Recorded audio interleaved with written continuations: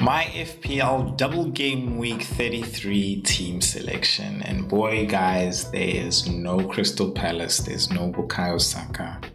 I don't know if I'm panicking or if I think I'm having a genius moment. Only you will know, and you will be the decider. So, without further ado, let's get into it.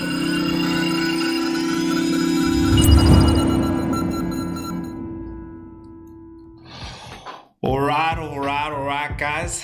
So let me have my violin moment. All right, 65 points at the end of the game week 33. Just gonna do a quick review, and I'm not happy. Jacob Murphy killed me. Eze missed the penalty. He was my differential. And the painful thing about that is not really knowing how much that really would have been beneficial, because it gave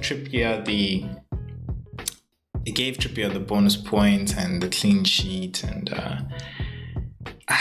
I don't even want to try and calculate it. At the end of the day, Mateta got 2 points. I was looking at it and I was like, Salah got 1 point less than the Palace doublers.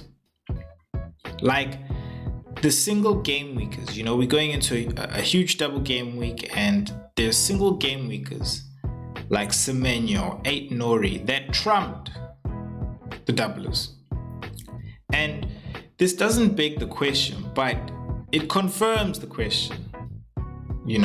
Are there single game weekers who are definitely better than, some double game weekers? And it's so obvious how we all want to have double game weekers, because, double the game, double the chances, and I say that because, you look at Murphy and you look at Barnes, and you look at the success and the guys who weren't successful, and it's like, at the end of the day, what we do is we're taking chances on, and some of those chances, like Gordon, just didn't work out. Like, one of the biggest failures I have on my wild card, as much as my wild card does have its successes.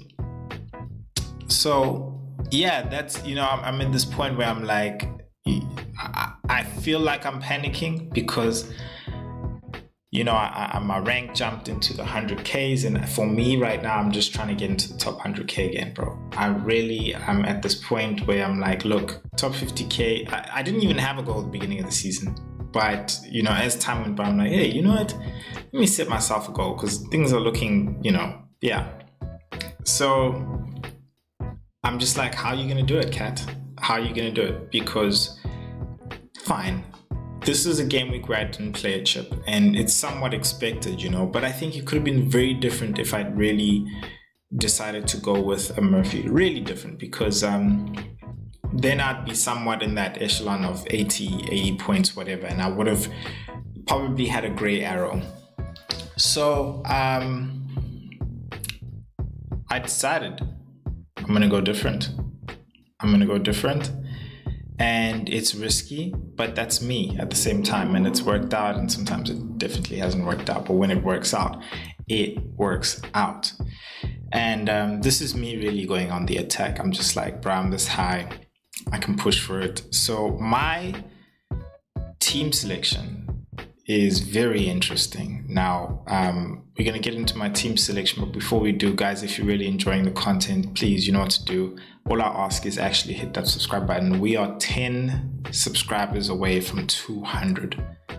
I ain't asking for much, guys. 200 subscribers. Help me. Guys, help me. Just 10 subscribers, please. It'll help me so much reach 200. I really appreciate it. And of course, as usual, for you guys who have subscribed, get in.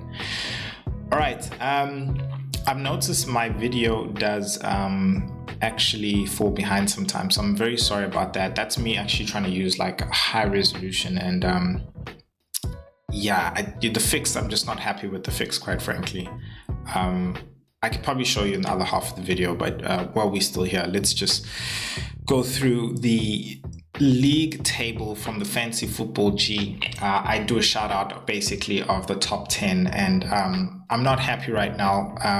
The temperature is sailing at the top there, man, roaring, bro. And he's played his assistant manager chip very well in the very good tactic of Eddie Howe, and I'm very sure he's going to go for Arteta now, which is the right decision, the best way to go, especially in his rank as well. And then Marcel Oscar, the hitman, I like to call him. Doug, Fadil, you should change your team to what's his hitman. That's what you should do, because he takes hits and they work out, Doug. They work out. He just jumped on top of the killer squad, who's fallen down to third place, and then right behind him, coming out of nowhere again, slot them away, just does not want to go away. Yo, Stingers FC looking to sting us as well.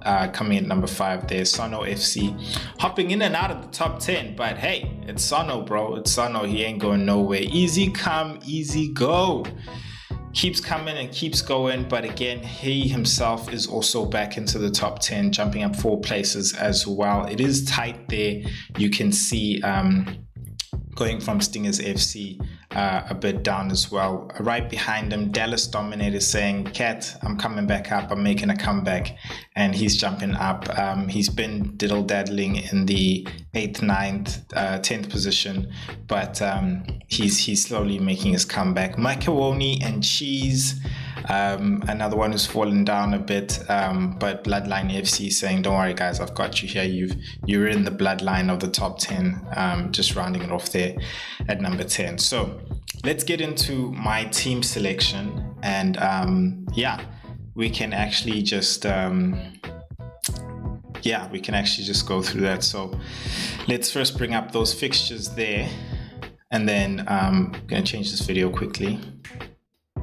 All right, did it in the snap. I should have done the snap first. And I know it's kind of like a little twitch, something like that, but now you can see I'm up to speed now. So yeah, let's do the team selection. I'm sure you can see like the quality kind of bit. You let me know what you prefer, me speaking out of time or me just being a little bit fuzzy. But yeah, let me know in the comment section. Really would appreciate that. Cool. So now what I like to do is I want to show you what I feel would be the predicted points of this differential team. My predicted points of this differential team is going to be 95 points, and we're going to start off with in goal. We're going to have a David Raya. We're going to make that change over there, and I think that's fairly obvious. I've got my backup goalkeepers, Areola, of course. A lot of money coming from Erling Haaland not being around, which I feel like is a huge blessing in disguise now. Is really going a long way. So I've stacked up in different places, in different areas, quite frankly. So this is fairly straightforward. I think we can move on from here. Going into the defense, this is where the big change happens, all right? We are going 4 at the back. What? Cat? Okay, so we've changed from a back 3 to a back 4. Now let's quickly just go through this, all right? I think we can see I've tripled up on Arsenal in defense, and this is me really big up to the boys going through to the semi-finals. They did really well against Real Madrid. I think it's a huge turning point for the club. As you can see, I'm a gunner. So not really going to talk too much about that because I can go all day, but really showed really great defensive qualities, and Arsenal, if anything, has shown, I think Kivior definitely has shown that, like, I'm up to the challenge. And it's not just up to the back 4, it's really also who's in front of them, giving Partey and Rice there as well, 2 players who really help when it comes to those defensive roles. And Partey having a yellow card, he's not going to be in the first leg of the Champions League tie now with PSG. So I feel like he's a player who can be in both the games, and that for me gives me a huge boost when it comes to the defense. Rice is one of those players who just continuously plays, so I think he will be taken off, certainly just to be rested, of course, because he has had a lot of minutes. But as long as he's there with Partey as well, and this, for me, I feel like because seeing Ben White come back as well, knowing that he's going to slot in there on the right back, have Kiwior, have Saliba, and I don't feel like, the left back is all that important, regardless of it being Lewis Kelly or it being who's this? Not Kiwior, Tierney. I just feel like because I have Partey and I have Rice in front of those guys, I'm very confident. So very confident in the sense of I know we can definitely keep at least one clean sheet in the double game week. So that's what I'm looking for, and that's what's really encompassed into the 95 points. If 2 clean sheets can come out of this game, then I'm definitely looking at higher than 95 points, of course, provided everybody else does the same. Now, going into Man City, the thought there, of course, is, third Man City asset really can't be seen when it comes to the attacking assets, mainly because, they just of the Pep roulette. Now, we could get a leak, of course, but then again, even if we see them against Everton, we see a leak and we see it's Savinho, we see, KDB playing. Yes, I think, guys, you can take a punt, but don't be surprised for a huge change to happen in Aston Villa. But for me, really what's the major real thing there is those aren't necessarily the best attacking games, best games for attackers.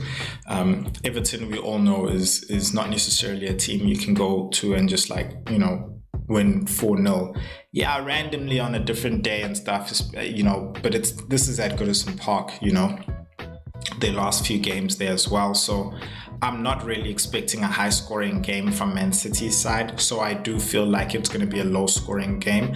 And this again is where I feel Man City can grab a clean sheet. So I'm hoping again for at least one clean sheet from that defense with Ruben Diaz and Vardiol. If, of course, we can get 2, then hey, that's amazing. But that's my thinking there when bringing in and tripling up there. So, of course, you can see that's where the Saka role has gone. Now let's get into the midfield, the real all-interesting midfield. And guys, I just want to say again, if you're enjoying this, please hit that subscribe button. Really goes a long way. I am just 10 away from hitting 200. It's been so amazing. Thank you so much for the support. And I never really thought I could reach this point, after taking over the channel alone. So really thank you so much, guys. Cool. Hit that subscribe button. That's what I'm asking. You don't have to like, I don't have to do anything. Hit the subscribe button. Cool. Now the midfield, the all different midfield. We are going 5 in the midfield. What? Cat. Okay, let's break this down, right? Now, remember we spoke about how single game weekers, have evidently done better and can do better. And that's in the best case scenario, of course, because again, we won't forget, yes, the bad cases, the example of Crystal Palace players, and then the good cases in terms of the Newcastle players. But that's exactly what I'm looking at. We're all racing out to get these double game weekers, and it's like, what are these fixtures? Well, let's be honest. What are these fixtures? Crystal Palace has got Bournemouth, who've been, fairly good. And so I don't see that as a very easy game, especially looking at how Crystal Palace has crumbled in 2 tough games. The previous games they played, they weren't necessarily all easy teams, but Crystal Palace was not playing under these conditions of having to play every 3 to 4 days. And I think it's getting to their squad. I think it's getting to their teams, and it's very, very evidential.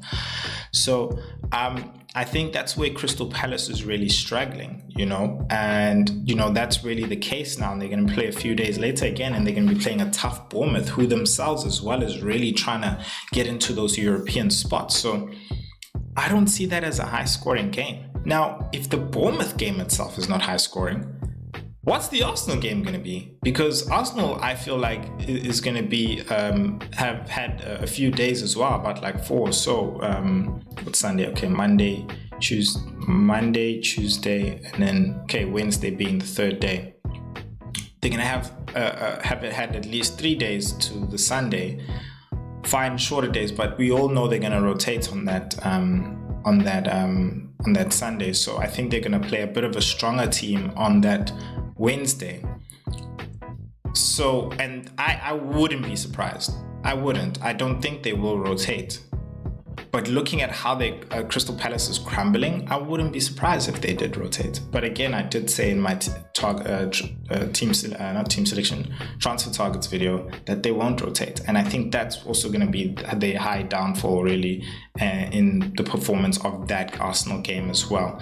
Arsenal going to wanting to be get some minutes into the big boys. Even Saka might play a lot more minutes there because they're not playing in the weekend. They're going to be playing very next week as well, so they're going to have a whole lot of resting time. So they're definitely going to play their starting boys. And that's where I'm thinking on my second clean sheet hopefully coming from as well.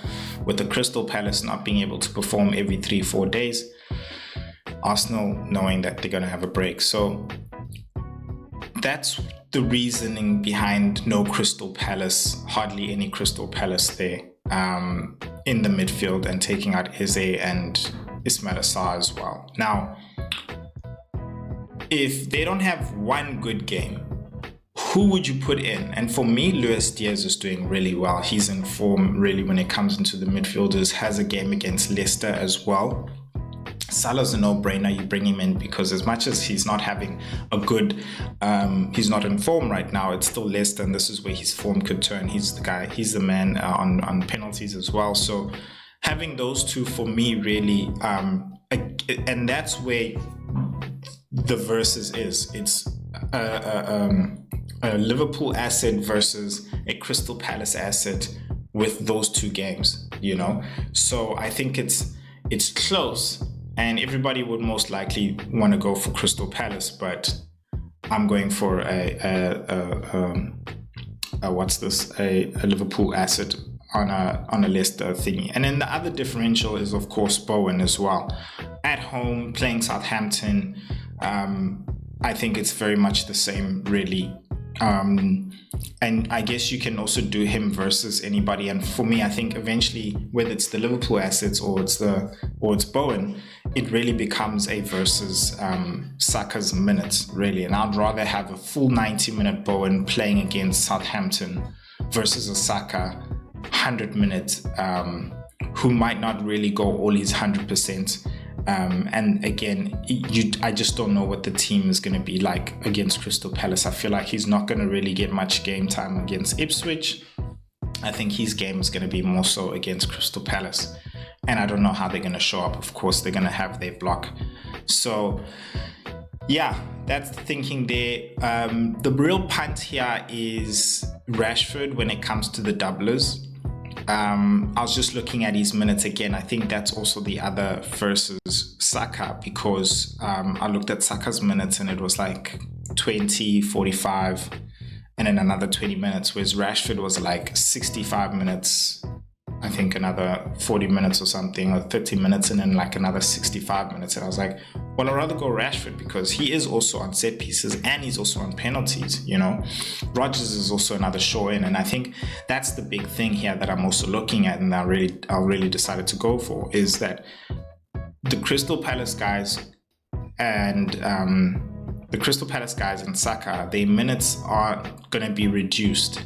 That's what they're going to be. They're going to be reduced. They're not the risk. They're going to be reduced. I'd rather have a full 90-minute Luis Diaz, Bowen, and Salah. And Luis Diaz could have minutes reduced because it is Leicester, but let's hope that's after 4 goals and he's had 2 goal contributions, a goal and assist. So I think I've spent a lot of time in the midfield and in the strike force, rightfully so, just because there's a lot of players there and explaining. I can just speed up through the strike force, of course, because it is Mamouche with the captaincy, and then the bench there really is Areola, as I mentioned, Watkins on the bench, Bradley, and then just a Mateta just as a space filler, because as I've got him lost on the bench, he himself, not just in minutes but even performance, hasn't been performing, and so yeah, I doubt those bench players will be coming in, so not really going to talk much on them.